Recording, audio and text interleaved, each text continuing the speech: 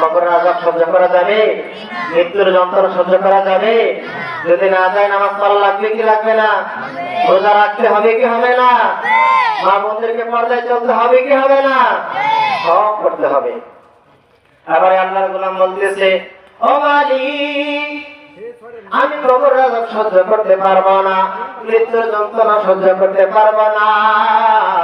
আমি আমার গুনাহের প্রতি লজ্জিত অনুতপ্ত, আবার আমি আপনার কাছে চলে আসলাম, আমি আপনার দরবারে প্রত্যাবর্তন করলাম, আপনি আমাকে মাফ করে দেন।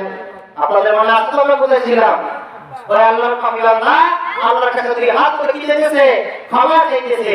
যখন এরকম ভাবে বলতেছে তখন একটা গায়েবী আওয়াজের মাধ্যমে জানাই দিল যে আল্লাহর গোলাম, তোমাকে মাফ করা হবে না। তোমাকে কি করা হবে না? মাফ করা হবে না। তোমার নামটা জাহান্নামের খাতায় লিপিবদ্ধ হয়ে গেছে। বলেন না নাউযুবিল্লাহ। যখন এই কথা শুনছে তখন আল্লাহর ওই গোলাম তার কান্না আরো বাড়ায় দিছে, এমন জোরে কান্না করতেছে। পাশের রুম থেকে তার বিবি বলতেছে, স্বামী আপনি কি শোনেন নাই আল্লাহ যে বলছেন গায়েবী আওয়াজের মাধ্যমে আপনার নামটা জাহান্নামের খাতায় লেখা হয়ে গেছে, আপনাকে মাফ করবে না?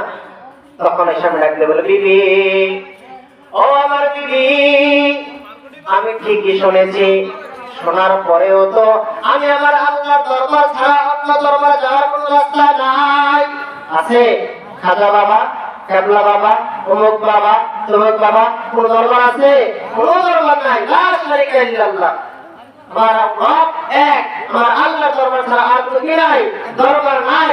আমার আল্লাহর গোলাম ডাকতে বলে, ও আমার বিবি, দুনিয়ার কোন বিক্ষোভ যদি এক দরজায় ভিক্ষা না পাই, অন্য দরজায় গেলে ভিক্ষা পাই, পাই কি পায় না?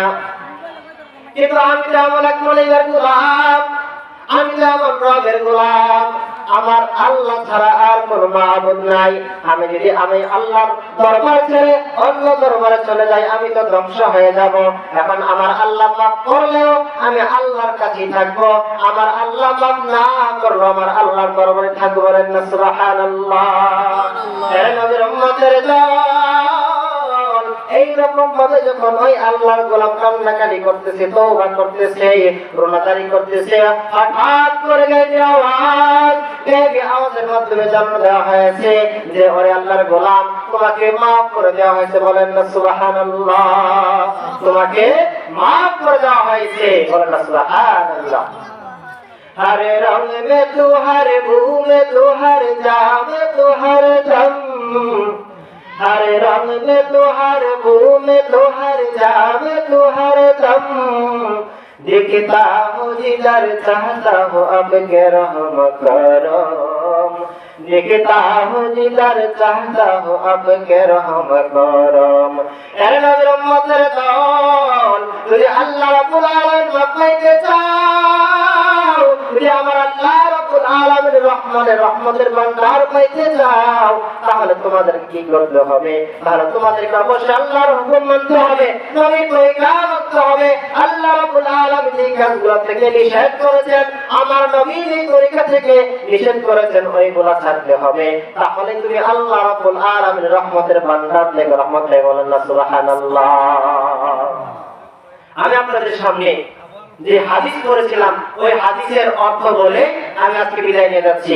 আমি আপনাদের সামনে হাদিস পড়েছিলাম, আল্লাহ রাসূল সাল্লাল্লাহু আলাইহি ওয়াসাল্লাম বলেন, আউয়ালু মা ইউহাসাবু বিহাল আবদু ইয়াউমাল কিয়ামাতি সালাত, যে আল্লাহ রাব্বুল আলামিন হাশরের ময়দানে সর্বপ্রথম কিসের হিসাব নেবেন? নামাজের হিসাব। কিসের হিসাব বাবা? নামাজের হিসাব। আল্লাহ রাব্বুল আলামিন জিজ্ঞাসা করবেন না তুমি বাড়িতে কয়তলা বিল্ডিংয়ের মালিক ছিলা, তুমি দুনিয়াতে রাজা ছিলা না বাদশা ছিলা, না মেম্বার ছিলা না চেয়ারম্যান ছিলা, না 10খানি ক্ষেতের মালিক ছিলা, না বড় বড় অট্টালিকার মালিক ছিলা, না ব্যাংক ব্যালেন্সের মালিক ছিলা। আল্লাহ কি প্রশ্ন করবে? নামাজ। আমার নামাজ পড়ছো আমার, যদি ওই সময় আমি আপনি নামাজের হিসাব না দিতে পারি, তাহলে আমার আপনার উপায় থাকবে, আমার আপনার উপায় থাকবে না। এই জন্য বললে ভাইরা আমার, বন্ধু আমার, অপরদানের সীমা ও বোনেরা, মাহফিল তো আমরা সবসময় করি, ওয়াজ শুনি হুজুরদের মুখ থেকে, কিন্তু আমল তো করি না। আপনাদের কাছে আমার বিনীত আবেদন থেকে গেল, ইনশাআল্লাহ আজকের পর থেকে আমরা যারা নামাজ পড়তাম না নামাজ পড়ো কবুল ইনশাআল্লাহ। যারা যারা নামাজ পড়ো হাত তুলে দেখাই আল্লাহু আকবার। আল্লাহ তুমি কবুল করো আমিন। মা বোনদেরকে বলা যায় আমরা নামাজ পড়বো, রমজানের রোজা রাখবো, স্বামীর হুকুম মানবো, নিজের ইজ্জতের হেফাজত করবো। আল্লাহ রাব্বুল আলামিন আমাদের সকলকে তৌফিক দান করে সকল বলে আমিন। আমার